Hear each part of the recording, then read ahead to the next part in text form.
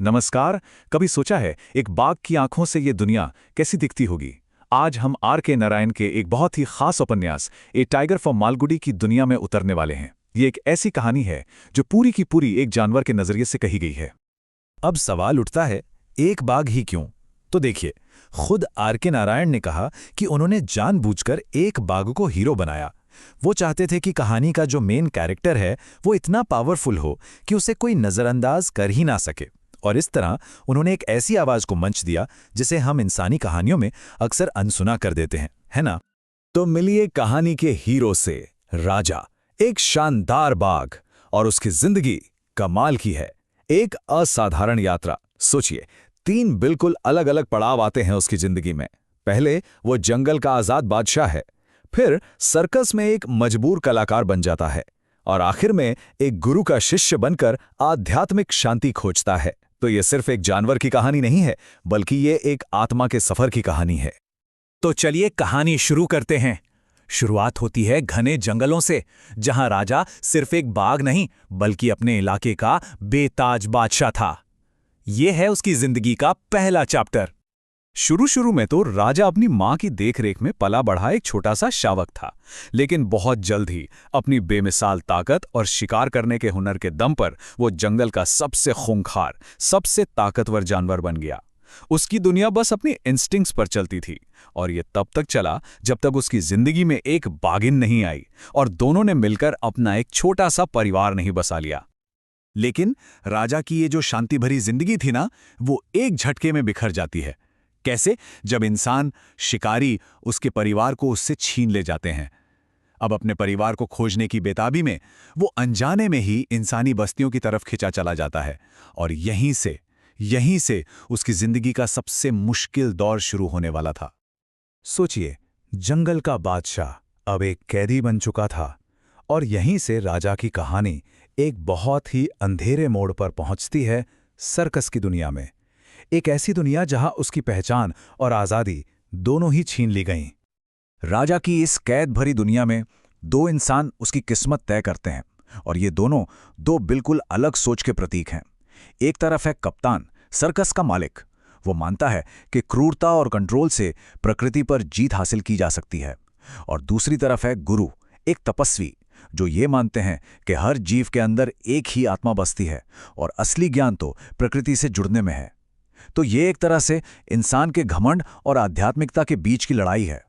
कप्तान का जो तरीका था ना राजा को काबू करने का, वो बेहद क्रूर था, लेकिन असरदार भी। सबसे पहले उसे जाल में फंसाकर सबसे अलग कर दिया गया। फिर कई दिनों तक भूखा प्यासा रखकर उसकी हिम्मत को तोड़ा गया। इसके बाद चाबुक और कुर्सी के डर से उसे तरह तरह के करतब सिखाए गए। और खाना तो सिर्फ तब मिलता था जब वो हुक्म मानता था। ये सिर्फ जिस्मानी नहीं, बल्कि दिमागी गुलामी थी। तो सर्कस में राजा अपनी पहचान पूरी तरह खो देता है। उसे अपनी शिकारी आदत को दबाना पड़ता है, और एक बकरी के साथ मेज पर बैठकर दूध पीने जैसे बेतुके करतब करने पड़ते हैं। एक बाघ के लिए ये सब कितना अपमानजनक होगा, ये उसके लिए एक मानसिक टॉर्चर था जो धीरे धीरे उसकी आत्मा को तोड़ रहा था।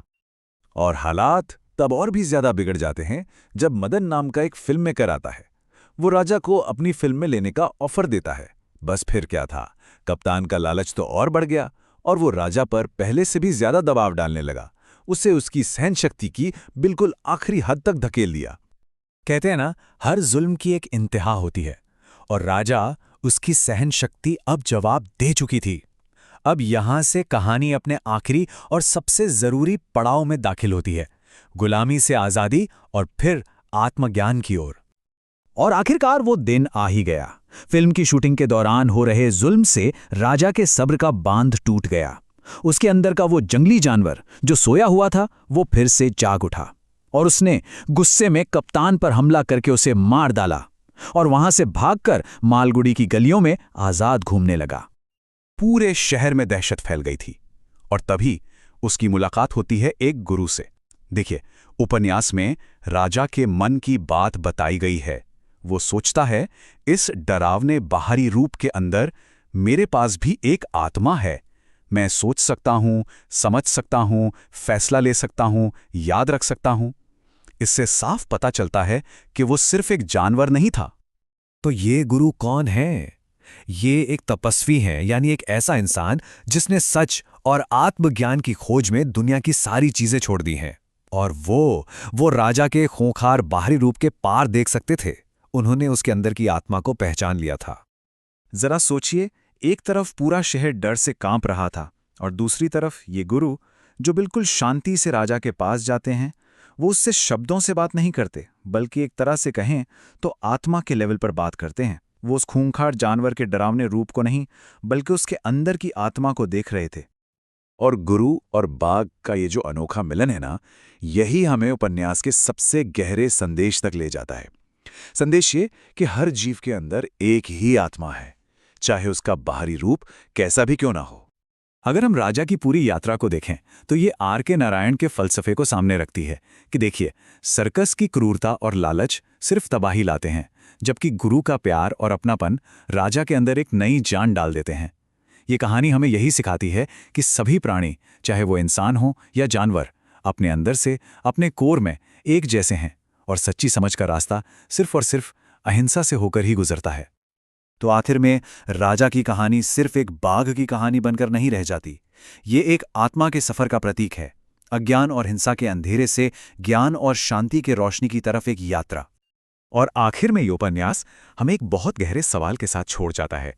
सवाल ये है कि अगर एक खूंखार समझे जाने वाले जानवर के अंदर एक सोचने समझने वाली आत्मा हो सकती है, तो फिर ये बात हमें अपने आसपास की दुनिया और उसमें रहने वाले दूसरे जीव जंतुओं के बारे में क्या सोचने पर मजबूर करती है।